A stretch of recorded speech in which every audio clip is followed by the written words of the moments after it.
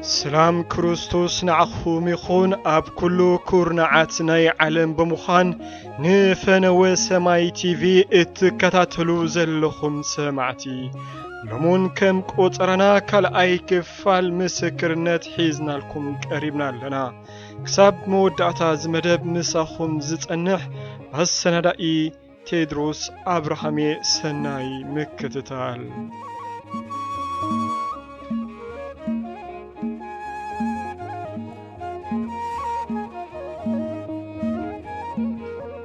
اتي حقኛ عالم انك قلت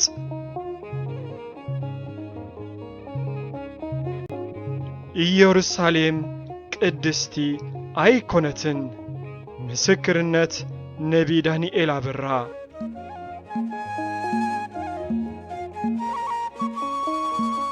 በብርሃን ሉልና ተጓዒዝና አብ እስራኤል ምስ በጻሕና ከተማ ኢየሩሳሌም ዓይነ ስውርቲ ሰበይቲ መሲላ ጸሊም መነጽር ጌራ እንከላ ተመልከትናያ በዝውን ብዘይ ሕፍረት ካብኡ ይብኣስ ብምባል ንዝተፈላለያ ሃገራት ዓለሙን ከምኣ ንሰንውን ጸሊም መነጽር ጌረን ከም ዝኽተልኣ ትገብረን ነበረት እዛ ከተማ ኣብ ደንደስ ጉድጓዶው ብምባል ካብ ማህፀና ንዝወፁ ደቃ መዓልታዊ ናብ ሲኦል ከም ዝንቆቱ ትገብሮም ነበረት እንተኾነ ግን ንሳትኹን ተኸተልታ ኣብ ገምገም ጸድፊ ደው ኢሎም ንምውዳቕ ቀሪቦም እንከለዉ ብናታ መርሒነት ይድፍኡ ነበሩ እቲ ንሰላማ ዝኸውን ጎይታ ኣብ ቅድሚ ዓይና ብናይ ብርሃን ሉል ውሽጢ ኮይኑ እንዳሓለፈን ከሎ ንሳ ግን ንዕኡ ካብ ምስዓብ ርሒቓ ብሃሰሰ ልባ ምጓዓዝ መሪፃ ክመርሓ ደልዩ ኢዱ እንተዘርጋሓላ እኳ ንፃውዒቱ ሸለል ብምባል ዳንኬራኣ ቀፂላ ጎይታ ከም ዝበለኒ መብዛሕትኦም ናተይ ኣገልገልቲ እንከይተረፉ ካብ ጌጋኣ ንኸይትመሃር እኳ ከም ቅድስቲ ከተማ ገይሮም ብምውሳድ ዝተፈላለዩ ምብጻሕ ንምእመናኦም ብምድላው ናተይ መንገዲ ታሪኽ ንምግባሩ ይሰርሑ ኣለዉ እዛ ከተማ ቅድስቲ ይኮነትን ኣዝያ ረኺሳላ ከጸናንዓ ሓያለ ግዜ እኳ እንተደለኹ ንሳ ግን ፈጺማ ኣብ እምቢታኣ ጸኒዓ ሰብ ንእግዚኣብሔር ብኣካይድኡ እንተደኣ ደስ ኣቢልዎ ንጸላእቱ እኳን ከይተረፈ ብሰላም ከም ዝነብር ይገብሮ ከም ዝብሎ ቃለይ ኢየሩሳሌም ካብታ ዝተደኮነትላ መዓልቲ ጀሚሩ ሰላም ንምርካብ ንሓያለ መራሕቲ ሃገራትን ሓለቓታትን ትለማምጽ ኣላ እንተኾነ ግን ኣይኮነላን እዩ ዝፈተነት እንተፈተነት ብዘይካይ ካልእ መድሓኒ ብዘይካይ ካልእ መራሒ ብዘይካይ ካልእ ሰላም ንምርካብ እንተዞረት እንተጎየት እኳ ከቶ ኣይክትረክብን እያ ለምውን ህዝባ ኣብ ጸላም ደቂሶም ኣለዉ ንዓይ ዝስዕቡኒ ካብ 500 ዝወሓዱ ኣመንቲ ዘለውዋ ሃገር እያ ህዝባ ድንዚዙ ለምውን ብሕጊ ተተብቲቦም ስለ ወግዕን ስርዓትን ክብሉ ቃል ይጥሕሱ ነተን ንኣምነለን ኢና ዝብልወን 39 ናይ ብሉይ ኪዳን መጽሓፍቲ እኳ ንመቐባለን ዶንጎም ኣለዉ ብነቢ ኤርምያስ እንሆ ምስ እስራኤል ሓድሽ ኪዳን ዝኣትወሉ ግዜ መጺኡ ተባሂሉ ከም እተጻሕፈ ካብ ሃገረ ግብጺ ብምውጻእ ኣእዳዎም ብዝሓስኩሉ ፍቕሪ ዝሃብክዎም ኪዳን ንሶም ብዘይ ምጽንዖም ስለ ዘፍረስዎ ኣነውን ሸለል በልክዎም ብምቕጻል ምስ እስራኤል ሓድሽ ኪዳን ኣተኹ በዚ ሕጂ ዝኣተኽዎ ኪዳን ንሕገይ ኣብ ልቦም ከቐምጦ ኣብ መንፈሶምን ክጽሕፎየ ኣነ ድማ ኣምላኾም ክኸውን እየ ንሶም ድማ ህዝበይ ክኾኑን እዮም በዚ ድማ ካብ ንእሶም ክሳብ ዓቢኦም ኣብ ልቦም ኣነ ኣምላኾም ከም ዝኾንኩ ብዘይ ዝኾነ መኻርን መምህርን ክፈልጡን እዮም ንበደሎም ክሓድገሎም ንሓጢኣቶም እውን ኣይ ክዝክሮን የበልኩ እንተኾነ ግን እዚ እንዳኾነ ናባይ ንምምላስ ኣይከኣሉን ሰሚዕኒ ዝምለስ ወላ ሓደ ኣይነበረን ዝሰምዓኒ እንተዝነብር ግን ብዕረፍቲ ምተቐመጠ ብዘይ ስግኣትን መከራን ድማ መዓረፈ በለኒ ናብ ከተማ ኢየሩሳሌም ክንኣቱን ከለና እታ ከተማ በበጻሕቲ ማለት ቱሪስት ኣዕለቕሊቓ ነበረት ካብቶም በጻሕቲ መብዛሕትኦም ካብተን ክርስቲያናት ኢና ብምባል ዝምህራ ኣብያተ እምነታት ዝመጽዮም ነይሮም። እታ ከተማ ኣብ ክልተ ተኸፋፊላ ፍርቃ ኣብ ምዕራባዊ ባንክ ቁጥጽር ነበረት። ናይዛ ከተማ ምዕራባዊ ክፍሊ ጥንታዊት ኢየሩሳሌም እትርከበሉ ዝበዝሑ ጥንታውያን ቅርስታት ዝርከብሉ ኣከባቢ ነበረ። ሕጂ እውን እንተኾነ እዛ ከተማ ብሓያለ ገጻታ ጥንታዊት መሲላ ትርአ። ካብዚ እውን ኣብ ከረንጽዮን ዝርከቡ ጥንታዊ ቤት መቕደስ ምዕራባዊ ግንቢ ማለት ዌስተርን ዎል ኣብ ዝተባህለ ስፍራ በጻሕና እሞ እታ ናይ ብርሃን ሉልና ዓረፈት። ካብኣ ወፂና ነቲ ከባቢ ምስ ተመልከትና ኣይሁዳውያን ብሰሎሞን ዝተሰርሐ ኣካል ቤት መቕደስ ኢሎም ብዝኣምንሉ ሰፈር ካብ ናይ ሰብ ቁመት ዝንውሓቱ ደው ኢሉ ዝቖመ ቀጽሪ መሳሊ ግንቢ ጸግዒ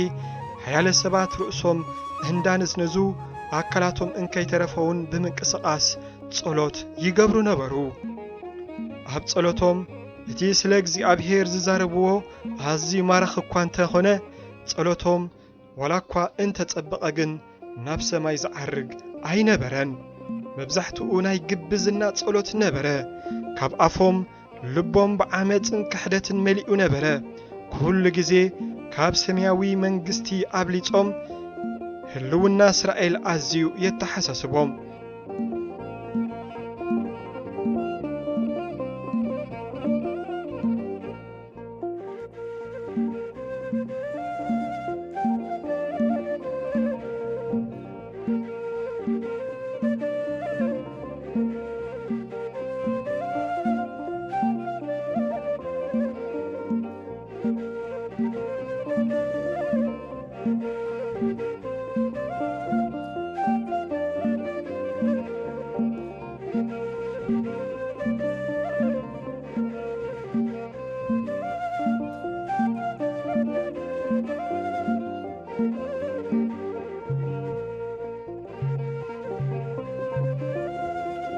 ኣብ ልቢ ሰብ ዝኾነ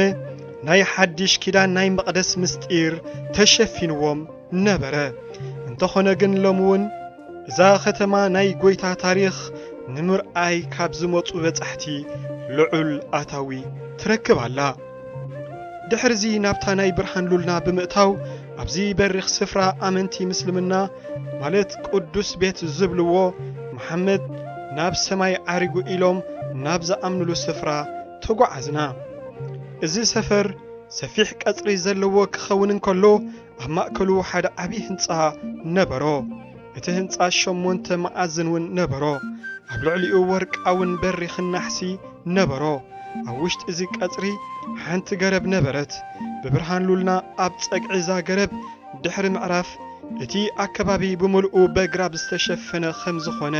ተገንዘብኩ። ኣብዚ ሰፈር ካብ ዝተፈላለያ ሃገራት ኣመንቲ ምስልምና ነዚ ሰፈር ንምርኣይን ንምጽዳቕን ኣብ ሰልፊ ተሰሪዖም እንከለዉ ተመልከትኩ። ኩሎም ድማ ይሕዙንን ነበሩ። እንተኾነ ግን ንኽነጽሁ ኩሉ ዝከኣሎም ይገብሩን ይተግሁን ነበሩ። ኩሎም ናይ ምድሓን ጽምኣት ይንበቦም። እንተኾነ ግን ዓይኖም ብመጋረጃ ዝተሸፈነ ነበረ። ናይዚ ህንጻ ዝስም ዶም ኦፍ ዘ ሮክ ይበሃል። ኣብ ውሽጢ እዚ ህንጻ ልክዕ መሐመድ ዝመስል መንፈስ ኮፍ ምብባል ኣላሄ ብምባል የደናግር ነበረ። ብኣይሁዳውያን ምዕራባዊ ግንቢ ኣብ ዝተባህለ ሰፈርን ሰይጣን ብምትላል ከደናግር እንከሎ ንምልከቶ ነበርና። ስለዚ እምበኣር ኩሉ ጸሎቶም ድሕሪ ምዕራጎም ሰይጣን ብዝተፈላለዩ መናፍስቲ ጸሎቶም ከም እተሰምዐ ይገብሮም ነበረ። ካብዚ ብብርሃን ሉልና ካብ ዶም ኦፍ ዘ ሮክ ንታሕቲ ሒደት ምስ ተጓዓዝና ራምባ ዝተባህለ ዓቢ ቤት ጸሎት ኣይሁድ በጻሕና እሞ ናብ ውሽጢ ኣተና። ናብዚ ቤት ጸሎት ዝኣቱ ኩሉ ሰብ ብዋርድያታት እንዳተፈተሸ ዝኣቱ ክኸውን እንከሎ ንሕና ግን ማንም ከይሓተተና ኢና ኣብ ውሽጢ ብርሃን ሉል ብምዃን ብቕድሚቶም ዋርድያታት ሓሊፍና ናብ ውሽጢ ዝኣተና። ሓያለ ኣይሁዳውያን ብሓደ ሙሉእ ናይ ክህነት ልብሲ ዝለበሰ ኣይሁዳዊ ናይ ኣምልኾ ስርዓት ብቋንቋ ዕብራይስጥ እንዳተመርሑ ኩሉ ቃል ብቃል ብምክትታል 18 አንቀጽ ዘለዎ ጸሎት ድሕሪ ምግባሮም እቲ ካህንነቶም ህዝቢ ባሪኹ ክሰናበትን ከሎ ተመልከትናዮ። ኩሎም ነዚ ናይ ጸሎት ስርዓት ብልማድ እምበር ካብ ልቦም ዘይኮነ ብኸናፍሮም ጥራሕ ርእሶም ይንዝንዙ ነበሩ። ልቦም ግን ካብ ኣፎም ንላዕሊ ይዛረብ ነበረ። ኩሎም ብትምክሕቲ ዝተላዕጠጡ ነበሩ። ኩሎም ክበሃል ዝከኣል ደረጃ ልክዕ ከምቲ ገይሮሞ ዝነበሩ ቆቢዕ ዝመስል ፈጺሙ ንግዳም ዘይርኢ ጸሊም መጋረጃ ጨርቂ መሳሊ ተሸፊኖም ነበሩ። ቶራ ዝተባህለ ሕጎም ክንበብ እንከሎ መሊሱ ይጽልምቶም ነበረ። ኣብ ጸሎቶም መሲሕ ክመጽእ ደጋጊሞም ይጽልዩ ነበሩ። እንተኾነ ግን እቲ ዝጽልይዎ ኣብ ልዕሊ ጸናእቶም ሕነ ክፈድየሎምን ካብ መከራን ሽግርን እዛ ምድሪ ንኸውፅኦምን ከምኡውን ናይዛ ምድሪ ዓወትን ብልጽግናን ጥራሕ ነበረ። እቲ ካህንነቶም እኩባት ንግሆ ቀትርን ምሸትን ኩሉ ጊዜ ሸኻሪት ሚንሃስ ማሪብ ኣብ መዓልቲ 3 ጊዜ ብምክፍፋል እቲ ምእመን ክጽሊ ከም ዘለዎ ድሕሪ ምምሃሩ እግዚአብሔር ጸሎቶም ከም ዝሰምዖ ከም ዝተኣማመኑ ብምግባር እቲ መደብ ተዛዚሙ። እንተኾነ ግን ጸሎቶም ኣብ እግዚአብሔር ምስምዑ ሲትረፍ ካብ ናሕስ እኳ ኣይሓለፈን። እቲ ዝነበሮም ትግሃት ክዕዘብን ከለኹ ጸሎቶም ከይተሰምዐ ምትራፉ ኣዝዮም ኣሕዘኑኒ። ኣብዚ እዋን ካቢዒንቲ ጐይታ ንብዓት እንዳንጠብጠበ ብምውፃእ ካብ መዕጉርቱ ሓሊፉ ናብ ምድሪ ምስ ወደቐ እታ ምድሪ ብእሳት ትቃጸል ነበረት። እታ ምድሪ እውን ኣፍ ኣውፂኣ ወይለይ ጠፋእኹ፣ እዞም ዓመፀኛታት ስለምንታይ ይረግፅኒ ብምባል ብጽልኢ ተዛረበት። እንተኾነ ግን እቶም ኣይሁዳውያን ወላ ሓንቲ ከም ዘይኮኑ ብትዕቢት ተነፊሖም ይዛረቡ ነበሩ። ክሳዕ ሕጂ ዘለናየ ቦታ ኣብ ውሽጢ ምዕራባዊ ገማግም እዩ ዝነበረ። እዚ ቤት ጸሎት ዘለዎ ኣከባቢ ናይ ኣይሁዳውያን ሰፈር እዩ ዝበሃል። ናብዚ ቤት ጸሎት ምዕራባዊ ግንብን ጸሎት ንምግባር ካብቲ ዝነብሩሉ ክፍለ ዓለም ኩሉ ኣይሁዳዊ ኣብ ዓመት ሓደ ጊዜ ናብ ኢየሩሳሌም ተጓዒዙ ጸሎት ክገብር ግዴትኡ ነበረ። ጐይታ ከም ዝበለኒ ኣብዚ እዋን መብዛሕትኦም ኣይሁዳውያን ኣብ ኣሜሪካ እኳ ይነብሩ እንተለዉ፣ እንተኾነ ግን ካብ ሃገራት ምዕራብ ኤውሮጳ ጀሚሩ ካናዳ፣ ኣርጀንቲና፣ ደቡብ ኣፍሪቃ፣ ሩስያ፣ ዩክሬን፣ ኣውስትራልያን ወዘተ ኣብ ዝነብርዎን ዝተፈላለየ ሃገራት ኣብ ዝተቖጻጸርዎ ፖለቲካውን ቁጠባውን ሳይንሳውን ምርምራት ስለ ኪዳነይ ስለ አብርሃም ክብል እኳ እንተበጻሕክዎም፣ እንተኾነ ግን ለሙን ካብታ መንገዲ ሓቂ ሕልንኦም ጠፊኡ ኣዒንቶም ኣብ ምድራው ናብራ ጥራሕ ተሸሚመን በለኒ እሞ ብብርሃን ሉልና ጉዕዞና ካብ ቤት መቕደስ ኣይሁዳውያን ሰሜናዊ ኣንፈት አልአቅሳ ዝተባህለ መስጊድ ሓሊፍና ኣብ ኢየሩሳሌም ኣብ ውሽጢ ግዝኣት እስራኤል ዝርከብ ናይታ ሃገር ስታዲየም ጌርና እናተጓዓዝናን ከለና ንታሕቲ ገጽና ምስ ተመልከትና ኩሉ ሰብ ኣብ ናይ ገዛእ ርእሱ ስራሕ ተጸሚዱ ነበረ። ኩሉ ብዛዕባቲ ኣብ መንጎ እስራኤልን ሓማስን ዝነበረ ኩናት ካብ ዝተፈላለያ ማዕከናት ዜና ንዝቐርብ ዝነበረ ሓበሬታ በኣንክሮ ይከታተሎ ነበረ። ካብዚ ንሕና እውን ጉዕዞና ብምቕጻል ኣብቲ ናይ ሮማዊት ካቶሊካዊት ቤተ ክርስቲያን ዝርከብ ናይ ሰፕልቸር ቤተ ክርስቲያን ዝርከበሉ ስፍራ ደበልና። ኣብ እንምልከተሉ ዝነበርና ህሞት ጐይታ መቃብር ፈንቂሉ ክትንስእ እንከሎ ዘርኢ ስእሊ ተመልከትኩ። ኣብቲ እዋን እቲ ሰፈር ጐይታ ንሰለስተ መዓልቲ ኣብ መቃብር ዘሕለፈሉ ቦታ ምንባሩ ተገንዚበ። ድሓርውን ዝተፈላለዩ ቤተ ክርስቲያን ሃገራት ዓለም ንናይ ገዛእ ርእሰን ቤተ ክርስቲያን ገዳማትን ከም ዘለወን ክግንዘብ ክኢለ። ንኣብነት ሮማ ካቶሊክ፣ ናይ ኣርሜናውያንን ግብፅን ከምኡውን ናይ ኢትዮጵያ ኦርቶዶክስ ተዋህዶ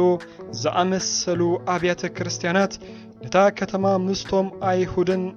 ኣስላምን ብምዃን ከም ዝሰፈርዋ ክምልከት ከኣልኩ።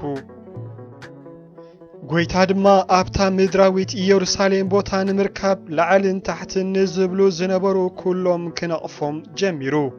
ከምዚ እውን በለኒ ዝተፈላለዩ መንፈሳውያን ነገቲ ጉዕዞ ብምውዳብ ሰባት ሓያለ ገንዘብ ብምውፃእ ኢየሩሳሌም ከም ዝበጽሑ ንምግባር ይጉስጉስዎም ነበሩ ሕጂ እውን ይቀስቅስዎም ኣለዉ ገለ ሰባት ናብ ኢየሩሳሌም ምብጻሕ ምፍጻም ማለት ልክዕ መንግስተ ሰማይ ንምእታው ከም ውሕስነት ገይሮም ይምህርዎም ኣለዉ ነዚ ስፍራ ካብ ምብጻሕ እቲ ነዚ ጉዕዞ ዘውጽእዎ ገንዘብ ኣብ ጥቖም ዘሎ ሓዎም ወይ ንሽጉር ብምኻብ ወንጌል ብምልኣት እንተዝሰብኩ ዓስቦም ኣዝዩ ዓብ ምኾነ ኣነ እውን ክኸሕሶም እየ ክርስትና ታሪኽ ኣይኮነን ኣነ እውን ትዝታ ኣይኮንኩን ሕያው ኣምላኽ እየ ነቶም ብሓቂ ዝደልዩኒ እርከበሎም ማንም ዝጸምአ እንተሎ ናባይ ይምጻእ ብኸምኡ ማይ ዓዲጉ ይስተ ኣብዚ እዋን ብዝተፈላለዩ ክርስቲያናት ጉዕዞ ናብታ ቅድስቲ ሃገር እንዳተባህለ ናይ ቅዱሳን ገንዘብ ንምብዝባዝ ብዝጎዩ ተኻሉ ህዝቢ ከይታለል ኣነ ኣብ ኩሉ ሰፈር ዝርከብ ግዑዝ ኣምላኽ ኣይኮንኩን ኢየሩሳሌም ንሰላማ ዝኸውን ኣብዚ እዋን እንተትፈልጥ መሓሻ ነይሩ እንተኾነ ግን እንታይ ዋጋ ኣለዎ ኣዒንታ ዛጊቱን ተሸፊነን ይርከባ እግዚአብሔር መንፈስ እዩ እቶም ዝሰግዱሉ ድማ ብሓቅን ብመንፈስን ክሰግዱሉ ይግብኦም እቶም ከይረኣዩ ዝኣምኑ ብፁዓን እዮም ብምባል ድሕሪ ምዝራቡ ኣብ ብርሃን ሉልና ብምዃን ብቤተ እስራኤል ጌርና ናብ ሰሜናዊ እስራኤል ብዒላ ብዛብሎን ዝርከበሉ ናብ ገሊላ ኣከባቢ ክንጓዓዝን ከለና እቲ ኣከባቢ ኣዝዩ ለምለም ዝኾነ ሕርሻ ዝካየደሉ ምድሪ ነበረ በቲ ዝረኣኽዎ ለምለም ተማሪኸ ኣዝዩ ደስ በለኒ ኣብዚ እዋን ጎይታ ኣብዚ ከባቢ ገሊላ ብዙሕ ተመላሊሰ ዝመሃርኩሉ ሰፈር እዩ በለኒ ድሕርዚ ብቐላይ ቲቤርያስ ማለት ቀላይ ገሊላ ኣቢልና ናብ ሰሜናዊ ምዕራብ እስራኤል ቲቤርያስ ማለት ጢብርያዶስ ናብ እትበሃል ከተማ ብምጉዓዝ ኣዝዩ ሓያለ ናይ ኣይሁድ መራሕቲ መቓብራት ተመልከትና ከምኡውን ጎይታ ኣብ መስቀል ንኸስቀል ዝተሓባበሩ ሓያለ መራሕቲ ኣይሁድን ካህናትን ብሰብዓ ዓመተ ምህረት ድሕሪ ልደተ ክርስቶስ ኢየሩሳሌም ክትዓንውን ከላ ናብዛ ከተማ ብምህዳም ኣብዚ ቦታ ከም ዝሞቱን ከም እተቐብሩን ጎይታ ግን ጥንቲ ይኹን ሎምን ንዘለዓለምን ሕያው ኮይኑ ከም ዝነብር ምስ ታሪኽ ናይዞም ካህናት ብምትእስሳር ተዛረበኒ ድሓር ጉዕዞና ብምቕጻል ካብ ሰሜናዊ ምብራቕ ናብ ምብራቓዊ ማእከላይ ባሕሪ ጫፍ ብምውጻእ ናብ ከተማ ቴል ኣቪቭ በጻሕና እዛ ከተማ ኣዝያ ጽሪትን ዘመናዊትን ከም ዝኾነት ተመልከትና ናይ ሓያለ ኣይሁዳውያን መንበሪት እያ ሓያለ ጭሕሞም ብምንዋሕ ጸሊም ብጸሊም ብምልባስ ነዊሕ ቁመት ዘለዎ ቆቢዕ ዝገበሩ ነበሩ ኣበ ኣባይቲ ጸሎቶም ምህለላ የቕርቡ እንተኾነ ኩሉ ጸሎቶም ግን ኣየር ሰንጢቑ ዝሓልፍ ኣይነበረን ኣብ ቤንጉሪየን ዝተባህለ መዕርፎ ነፈርቲ ቴል ኣቪቭ ኣከባቢ ኢና ናይ ኣይሁዳውያን ሓደ ኣብያተ ጸሎት ክንሪኦም ዝኸኣልና ካብ ቴል ኣቪቭ ንታሕቲ ንደቡብ ኣብ እትርከብ ሮሓቦት ኣብ እተባህለት ንእሽቶ ከተማ ናይ ዊዝማን ኢንስቲትዩት ዝበሃል ኣዝዩ ጽሩይን ዘመናውን ህንፃ ነበራ እዛ ከተማ ኢሳቅ ጉድጓድ ክኹዕት እንከሎ ኣብ ኩልተ ቦታ ምስ ደፈንሉ እታ ሳልሰይቲ ጉድጓድ ድሕሪ ምኹዓቱ ረሓቦት ብምባል ስም ኣብ ዘውፅኣላ ቦታ ዝተደኮነት ከተማ እያ በዛ ከተማ ሓሊፍና ብደቡብ እስራኤል ኤሻት ናብ ዝተባህለት ወደባዊት ከተማ ድሕሪ ምምጻእ ብወተሃደራዊ ማዓስከርን ብዝተፈላለዩ ወተሃደራዊ መሳርሒታትን ዝተኸበት ከተማ ነበረት ካብዚ ናብ ደቡባዊ ምዕራብ ኣቢልና ሙት ባሕሪ ዝተባህለ ጨዋም ባሕሪ ድሕሪ ምምልካትና ጎይታ ብትረት ልቢ እስራኤላውያን ብምሕዛን ነዛ ምድሪ ኣብ እንዘረሉ ዝነበርና እዋን ቀጻሊ ካብዒንቱ ንብዓት ብዘይ ምቁራጽ ይፈስስ ነበረ ናብ ላዕሊ ክብ ብምባል ነታ ሃገር ኣብዚ ተመልከትናሉ ጸሊም መጋረጃ ዝመስል ድቕድቕ ጸላም ብምሉኡ ህዝቢ እስራኤል ከዲንዎ ነበረ ኩሎም ልክዕ ከምቲ ንጎይታ ስቐሎ እንዳበሉ ዝውጭጭሉ ዝነበሩ ምሸት ዝመስል ክሕደትን ዋጭዋጭታን ይረአዮም ነበረ ካብ መንገዲ ሓቂ ስሒቶም ነፍሶም ጸሊኦም ነበሩ ኣብቲ ኣብ ሰማይ ዘሎ ኣምላኾም ካብ ምእማንን ምድጋፍን ገዛእ ርእሶም ሓያላት ምእንቲ ክኾኑ ለይትን መዓልትን ይደኽሙ ነበሩ ጸሎቶም ኣብ ዓለም ልዕልነት ዝጎናጸፍሉ ግዜ ንኽፈጥን ጥራሕ እዩ ጎይታ ከም ዝበለኒ ነቶም ዝተመርጹን ብስመይ ንዝኣምኑ ናይ እግዚኣብሔር ውልድነት ስልጣን ከም እተዋህቦም ህዝበይ ከም ዝኾኑን እንተኾነ ግን በቲ ኣብ ህዝቢ እስራኤል ዘለኒ ነቐፌታ ጸሎትን ምምላድን ከይርስዑ ኣተሓሳስቦም እቶም ነቐፌታ ብጸጋ ይድሕኑ ብስራሕ ኣይኮነን ስለ ዝኾነ ድማ ናይ ኣይሁዳውያን እምነት ናብ ታሪኽ ገበሎኦም ድማ ናብ ቅርሲ ተቐይሩሎ ቀደም ብሙሴ ከም ዝኣዘዝክዎ ከም ቃለይ እኳ ኣይነብሩን ዘለዉ ወለዶ እስራኤል ብታሪኽ እዩ ዝነብር ኣዒንቶም ካብ ሰማያዊ ርስቲ ኣብ ምድራዊ ተተኺሉ ኩሉ ግዜ መጽሕፍቲ ሕጊ ኸንብቡን ከለዉ ዝገደደ ኣዒንቲ ልቦንኦም ይጽልምት ነቲ ዝመረጾም ረሲዖም ንሕና እኳ ካብ ኩሉ ሰብ ዝተመረጽና ኢና ብምባል ይኣምኑ ንዓይ ግን መሲሖም ክንሰይ ሕቖኦም ሂቦሙኒ ሎሙን ልቦም ተሪርዩ ኣዒንቶኦም እውን ዕውራት እየን ጊደውን ኣብ ዘመኑ ብናተይ ደገፍ ንሚድያናውያን ብምጥፋእ ካብ ጥፍኣት ንዘድሓንክዎ በቲ ዝማረኾ ኣቕሓ ጣዖት ብምስራሕ እዚዩ ዘድሓንና ብምባል ገዛእ ርእሱ ስሒቱ ንእስራኤል ከም ዘስሓተ ፍጻሚኡ ንገዛእ ርእሱን ንእስራኤልን ቤተሰቡን ዕንቅፋት ከም ዝኾነ በጃኹም ንዓይ በቕሓ ኣይትለውጥ ንበሎም ንኣገልገልተይ ብመንፈስ ተመርሑ እምበር ስርዓት ኣይትከተሉ ጎይታ ኣብ ምድሪ ኣብ ዝነበረሉ እዋን ኣብዚ ቦታ እዚኡ ሞይቱ ኣብዚ ቦታ እዚኡ ተሰቒሉ በዚ መንገዲ እዚኡ ኸይዱ እንዳበልኩም ኣይተምልኹ ንዓይ ንምድላይ ካብ ሓደ ሃገር ናብ ካልእ ሃገር ኣይትንከራተቱ እንታይ ደኣ ህዝበይ እንተ ደኣ ኾይንኩም ንሓድሕድኩም ተፋቐሩ ተቐባበሉ ኣብ ማእከልኩም ዝተሸገረ ሰብ ኣይሃሉ ንድኻታትን ኣገልገልትኹምን ሕሰቡ ማንም ንዓይ ክስዕብ ዝደሊ እንተሎ ገዛእ ርእሱ ይኽሓድ እሞ መስቀሉ ተሸኪሙ ይስዓበኒ ማንም ከየስሕተኩም ጠሜ ዘየብልዓኒ ዓሪቐ ዘይከደነኒ ጋሻ ኾይነ ዘይተቐበለኒ ተኣሲረ ዘይበጽሐኒ ናተይ ክኸውን ኣይክእልን ንኹሉ ኸከም ግብሩ ዓስቡ ዝኸፍለሉ ግዜ ክመጽኡ በለኒ ኣነ ድማ ጎይታ ሆይ መዓስ ሪኦሙኸ እሞ ብምባል ሓተትክዎ ኣብ ምድሪ ንዘሎ ሰብ ብስመይ ኣብ ዝኾነ እዋን እትገብርሉ ኩሉ ንዓይ ከም ዝገበርኩምለየ ዝቖጽሮ እቶም ዘይገብሩ ኩሎም ግን ናብ ዘለዓለማዊ መቕጻዕቲ ከውርዶም እየ እንተኾነ ግን እቶም ጻድቃናተይ ግን ናብ ናይ ዘለዓለማዊ ሕይወትን ዕረፍትን ከእትዎም እየ በለኒ መብራህቲ ኣብሪሁ ኣብ ትሕቲ ዓራት ዘቐምጦኸ መን እዩ እንታይ ደኣ እቶም ናብ ገዝኡ ዝኣትዉ ሰባት ጽቡቕ ገይሮም ምእንቲ ኽርእዩ ኣብ በሪኽ ሰፈሪው ዘቐምጦ ናይ ወዲ ሰብ መብራህቲ ዓይኑ እያ ኣዒንቱ ጥዕና ዘለወን እንተኾይነን ኣካላት ኩሉ ጥዕና ዘለዎ ይኸውን በዚ ድማ ኩሉ ነገሩ ብሩህ ይኾነሉ እንተኾነ ግን ኣዒንቲ ሰብ ኣብ ዝሓመመሉ እዋን ኣብ ኩሉ ኣካላት እውን ጸልማት ይወርሶ ስለዚ ኩሉ ሰብ ብዒንቱ ኣስተውዒሉ ይርአይ ሓንቲ ናይ ጸልማት ጭራ እኳ ኣብ ሕይወቱ ምዘይህሉ ኣዒንቱ ብሩሃት ኮይነን ይበርሃሉ ድሕሪ ምባሉ ብብርሃን ሉልና ብደቡባዊ ምብራቕ እስራኤል ብምሕላፍ ናብ ስዑድ ዓረብ ከተማ ጅዳ ጉዕዘና ቀጽልና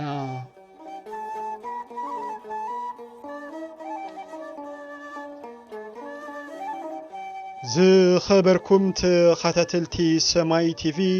ካልኣይ ክፋል ምስክርነት ነቢ ዳንኤል ኣብራ ኣብዚ ተዛዚሙሎ ክክም ኣገዳስነቱ ድማ ኣብ ዝቕጽል ዘሎ ሳምንታት ምስክርነት ነቢ ዳንኤል ሒዝናልኩም ክንምለስ ኢና እቲ ቀንዲ ዕላማ ናይዚ ኣብ ዝተፈላለየ እዋናት እነቕርበልኩም ዘለና ምስክርነት እዚ ኣብ መወዳእታ ዘመን ኣምላኽ ንሓያለ ሰባት ብምጥቃም መልእኽቲ የመሓላልፍ ኣሎ እዚ መልእኽቲ እዚ ድማ ነቶም መንፈስ ኣምላኽ ዘለኩም ሰባት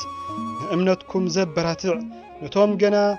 نقويتا خمناي قل مدحانيكم زي تقبلكم ودما بزي سمعوا زلكم مسكرنت لبخم ترتعو كام من قد افعات من انتي كتملطيو ابي يوحنس شمونت سالسان كلتن قويتا خمزيل اللو نحقي كتفلطوا وايخم وتحق دما حرا كتوصاكم يا بقر نأورتودوكس وي نكاثوليك وي ون بينت وي كنيشا مخان حرا خوصاكم يا ايبلنان كمون ابي يوحنس 14:6 يسوس كامن قدن حقن هيوتن اني زي بأي حد كوانا ببو زمت يلبون سلازي يتحقن بقار كريستوسيو نعو نفلطو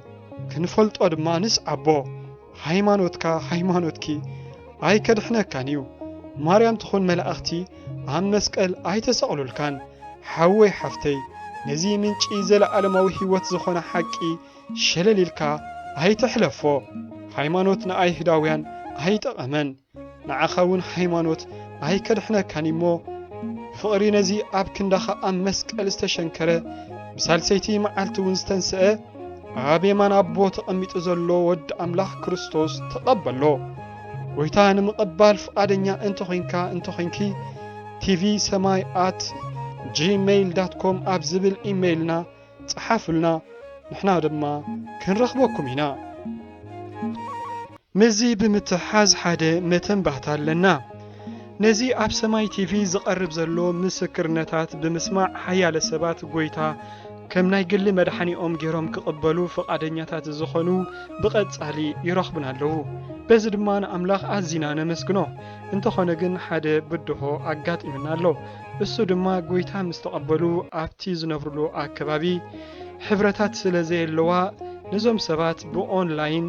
ከተዕቢዎም እትኽእሉ ኣገልገልቲ እንተደኣ ኣለኹም ብሓላፍነት ክትወስዱ እትኽእሉ ኣብዚ ኣቐዲሙ ዝተጠቕሰ ኢሜይል እንተደኣ ሽምኩም